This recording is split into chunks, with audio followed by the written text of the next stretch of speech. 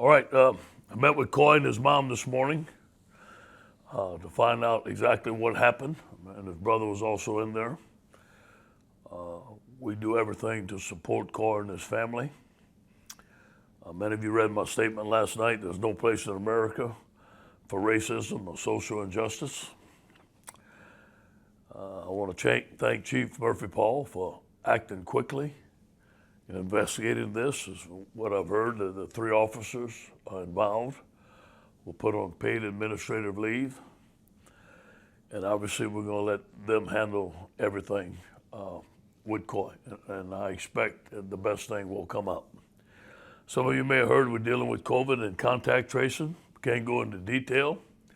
It's a very fluid situation. I can tell you that we do have players that have got COVID, and we do have some players that are quarantined. I can't tell you the numbers. I'm going to let the doctors take care of all that. We're focused on playing Alabama on Saturday night. It'll be a great challenge for us.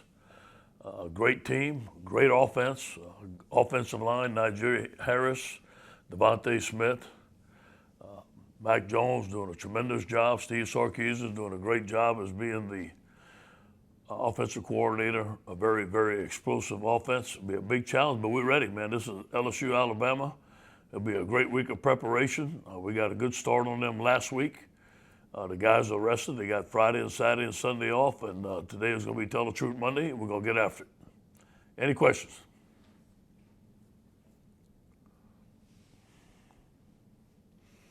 Hey Ed, I know you probably said all you can say about specifics with the quarantine players, but I mean, are there any starters that might be impacted about this? I mean, any people that are you'll have to face on Alabama with this?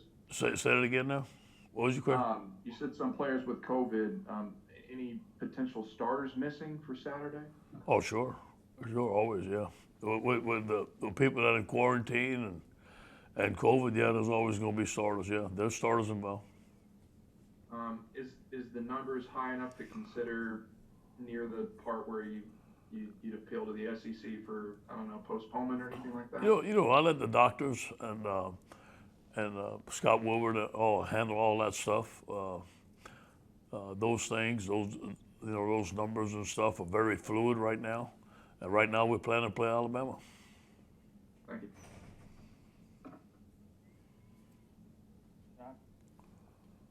Hey, Coach, good morning. What's up, Jock? I'm all right, man. How are you? Good. Good. Coach, usually this is the most exciting week of the year, right? I mean, everyone's going to use their ticket, the restaurants and the hotels are packed, and college game days coming to town, and really there's probably going to be very little of that this week. I'm just wondering what you're going to be thinking when you run onto the field and there's really nobody there. Well, I'm going to be excited to play Alabama. I know that. And I know what this game means to the university, to our football team, the alumni, to the state of Louisiana. It's our biggest rivalry. It's a great challenge. Obviously, Alabama is a great team. So we're going to be fired up, ready to play.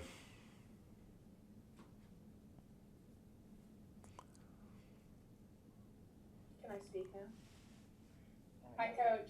Hello. Just to go back to Coy Moore really quick, I know you can't say much, but he made a claim that as soon as BRPD found out that he was an LSU football player, they sort of just backed off.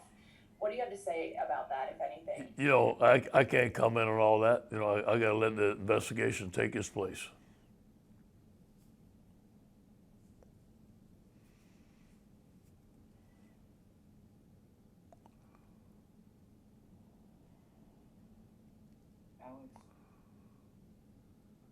Sorry.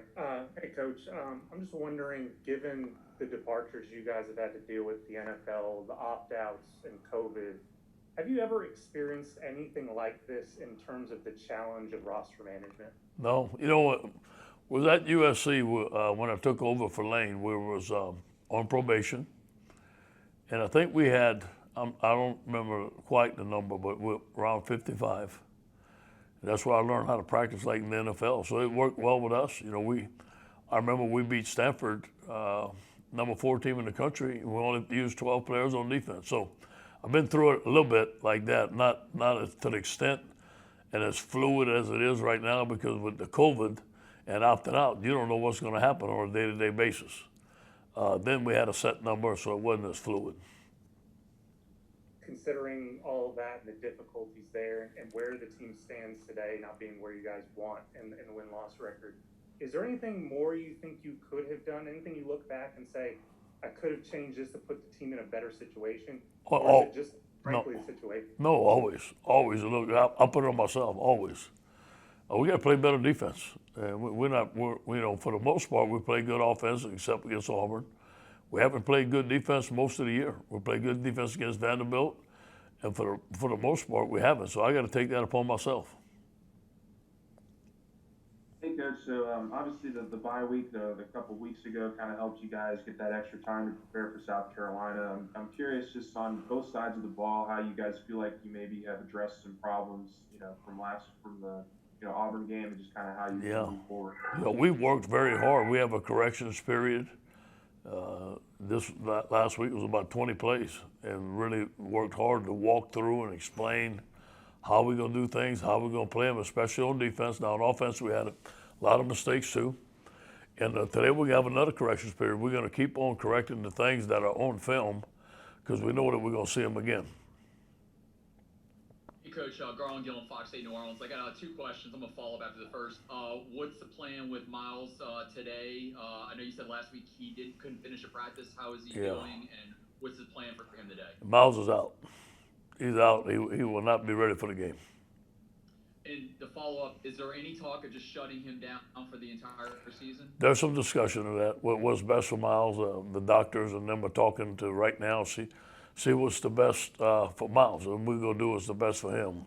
Whether it's getting it fixed, getting it operated now, or wait, I think we're still discussing that.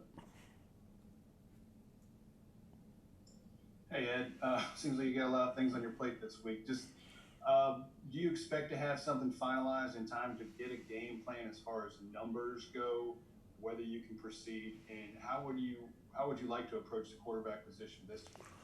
Well, it's going to be challenging.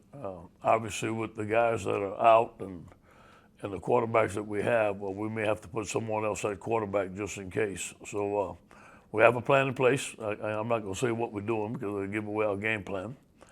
And we're going to go ahead. Now, when they tell me, we had a certain number or something like that, we can't play, I think that's up to the league and Scott, and I think that by Wednesday, that should be solidified. But for right now, we're playing Alabama, we're ready to go. Hey, Ed, I was next, but Cobble and Garland asked both my questions, so I can pass, guys. All right.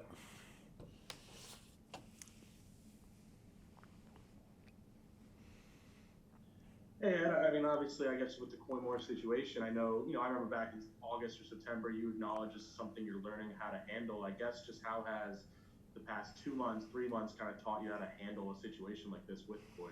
Yeah, to listen, to be open-minded, to understand that there are some wrongdoings out there, social injustice and racism, and I'm totally against that. And I came out and said it. And I support my players just like I support my sons. I was hurt. I was hurt to hear the things that went on. I'm not happy about it, but I know that Chief is going to do the proper investigation. And I just want the right thing to happen. And from what he told me and stuff like that, I just felt bad. I felt bad that it happened to one of our players.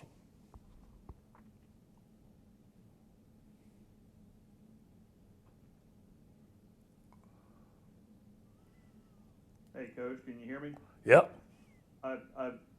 This Alabama football team in particular, a lot of comparisons to your offense last year. Do you see that, and how much does this offense at Alabama remind you of last year's team offensively that you had? A little different, but they're putting up the same numbers. Great players, the quarterback's doing a great job, got a great offensive coordinator, great plan. They're running the football well with Najee Harris. The play action pass, the shots, the deep balls is different from us. We were more of a spread team last year, and they're not as much as a spread team as we were last year, but very similar in the numbers and very effective. Hey, Coach, I'm told Mike Anderson says you're winning 35-28, so we've got you in the win column this week for the game. Is it a case you starting a true freshman quarterback? Is just in case, just let it rip. Let's just go out and just Yeah, just have fun. Or yeah. It's about LSU, man. It's always going to be about LSU. It's not about our opponent. We got a lot of things we got to get better, man. We're trying to shore up stuff every day. Alabama's going to be a big challenge for us, but you know what? We're ready to play. We're going to be physically ready to play. We got to match their physicality. It's going to be a fun night, and yeah, let it rip. Coach, you always try to, frank, but you always try to maintain an optimistic outlook. After last season, and I know internally not everything goes right that we were privy to seeing, but it seemed like so many things went right for you last year. Is 2020 just on a whole? How have you maintained a positive outlook when it seems like so many things have gone wrong or gone against you this year? You know, I promised myself, Scott, when I got the job at head coach at Louisiana State University, I wasn't going to have a bad day. I'm going to come to work. I'm the head coach at LSU, man. That's something I wanted to do all my life. Things are going to happen. Adversity is going to hit, but I'm going to stay positive because I want my team to know that we're building the championship program. That's what I come to work every day to do. You know, we rank number 3 or number 4 in the country right now in recruiting. We'll address some needs in recruiting. The recruits want to come here. We have some great young players. We got some great old players. We just haven't put it all together yet, but I'm optimistic. We got 5 games left. I look forward to playing great football. Hey, Coach, I know you mentioned last week just kind of how hard the offensive line took that Auburn performance. I mean, I guess just kind of how in the week since and just how have you seen them kind of grow over this last week and just how do you think you can get the run game going as well this week? Well, we put in some different stuff. I think some stuff that's going to help our guys, fit our players. I thought the offensive line had a great week of practice, great leadership. They were very physical in practice. We still got a ways to go on some things. We still got some things to shore up. But I thought they took it upon themselves to be out there every day and work hard. We had some outstanding open day practices last Tuesday, Wednesday, and Thursday. Monday, Wednesday, and Thursday. Hey, Ed, Wilson Alexander from The Advocate. You mentioned recruiting there a second ago. Last year after that Alabama game, you said that winning the game gave y'all a big boost in recruiting. In the years since that game, how much has the results of that last Alabama game and the things that you've done since then helped y'all on the recruiting trail? I think the overall year, that helped us. The overall year that we had was major in getting this recruiting class. They watched that championship team, how they worked. And Alabama was a big game, no question. But there were other big games too, and national championship and stuff like that. So I think the system, I think the players, I think the development of the players. Now you look at the NFL, our guys are having a lot of success. They're playing very, very well. And some of those guys came here as 3-stars and developed here into great players. So I think our guys are seeing a combination of all that. Ed, I know you got a lot of struggles, challenges you're facing right now, and your record isn't where you want it to be.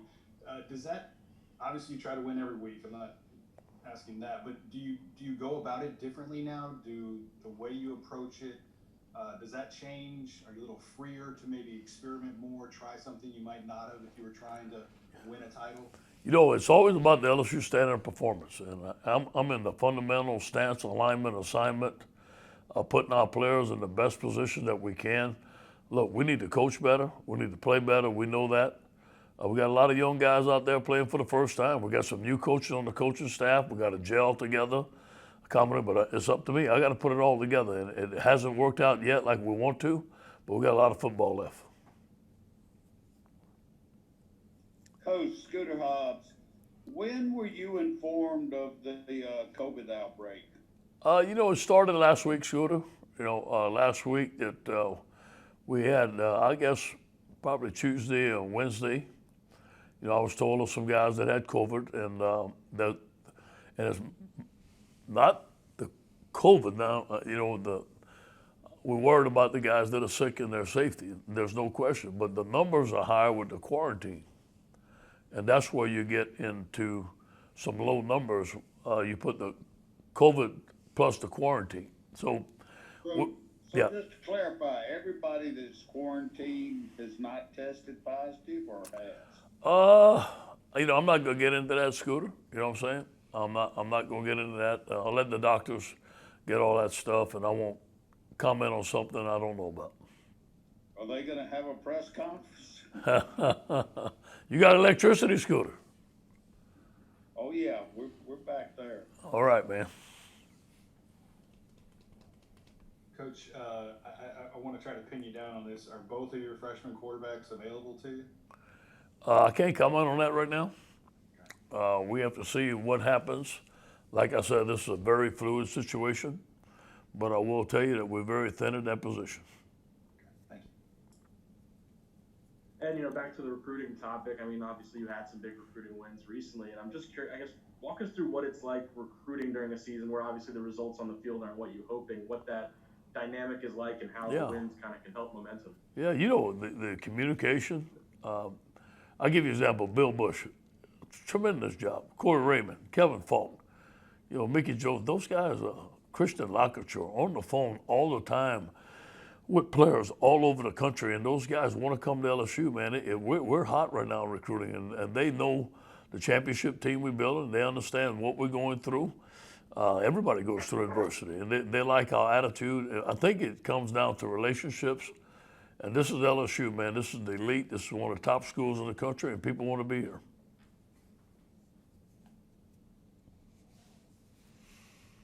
Fletcher, you're up. Coach, this is Fletcher Mackle at WDSU in New Orleans. I apologize for asking another quarterback-related question, but you alluded to the fact that you said you may have to play other guys there. Could you potentially shed some light on who that may be? Maybe somebody like Von Rosenberg with a baseball background? Or He played quarterback last week. He did a good job. But no, Zach is our punter, but he filled in, did some scout team quarterback for us. But we're very thin there. And if I tell you who we're going to move there and stuff like that, it'll give away a game plan, and I can't do that. Ed, I mean, you've talked about this game in the past about how important this is. I mean, obviously the circumstances are so different. I mean, in a year like this, how will you and the program and everybody kind of see this game and in its context after this, regardless of the outcome? Yeah, fight. We got to fight like Tigers. We put 11 men on the field and we fight like Tigers. We're playing. This is LSU, Alabama. We ain't blinking. We're going after it. Coach, this is Josh Sibley with Louisiana Gridiron Football. It seems like the defense hasn't had any problems getting pressure on the quarterback in previous games, but it has had some issue on outside runs and end arounds. Yeah. Have you guys had a chance to go back and look at film and look at that during the bye week? We went back and looked at all the explosive plays, explosive pass plays, 15 yards or more, explosive runs, 15 yards or more. I watched every one of them with the defensive staff. We knew the problem, but I wanted to come up with a solution. And one of the solutions is setting the edge better. We're not setting the edge better by defense, whether it be force or whether it be a defensive end. We worked on that hard on the off week. I think we got some things solidified. We still got a ways to go with others. Hey, Coach, if I could, their quarterback, Mack, and the way he's playing, they're saying he throws a deep ball even better than Tua did, and some people are mentioning him in the Heisman Trophy discussion, just the way that he's playing in the offense altogether. I can see that. The guy's having a tremendous year. Somebody asked me to compare him to Joe Burrow, and he may be. I don't know. Hopefully for him that he has a great career. I don't know him as well as Joe. Joe brought a lot of intangibles to us. I'm sure the guy's doing the same thing, and I wish him the best. I think he's a great young man. He has a great coach, and Coach Sarkisian. Not the best against us, obviously, but it's always good to see guys doing well, and the guy's having a great year. Okay, thank you, Coach. All right.